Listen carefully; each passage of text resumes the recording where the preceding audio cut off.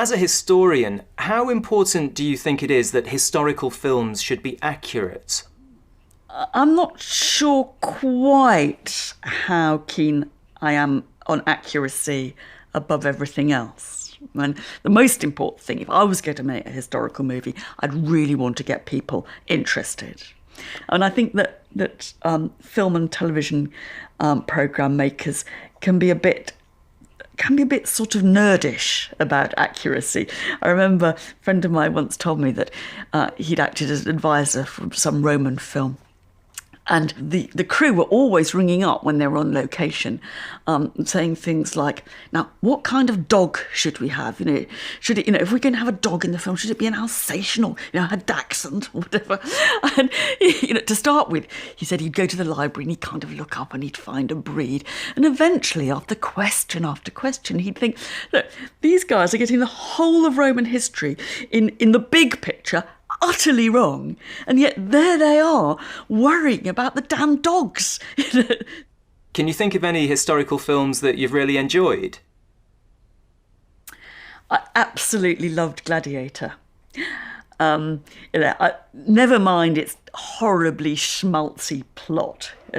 I thought in all kinds of ways it was just a wonderful, brilliant, and I don't know if it was accurate, but a justifiable recreation of ancient Rome.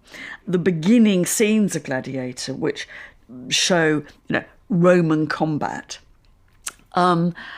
just in a sense punctured the kind of slightly sanitized version of, legionaries standing, with all their shields, facing the enemy, all looking ever so kind of neat and tidy. I mean, it was messy and it was bloody and it was horrible, and it was such a different kind of image of Roman combat that I remember we set it in Cambridge as an exam question.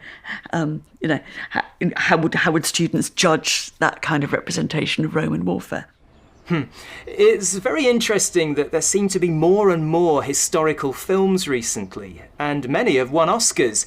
Is that because history has all the best stories? Yes, there's no such good story as a true story, and that's what history's got going for it. Actually, non-fiction in a kind of way is always a better yarn than fiction is, and I think it's I feel very pleased because, and I think for one thing, it gets some of the best stories from history into the popular. Into popular attention, popular consciousness. But I think also, it shows that you don't always have to be deadly serious about history.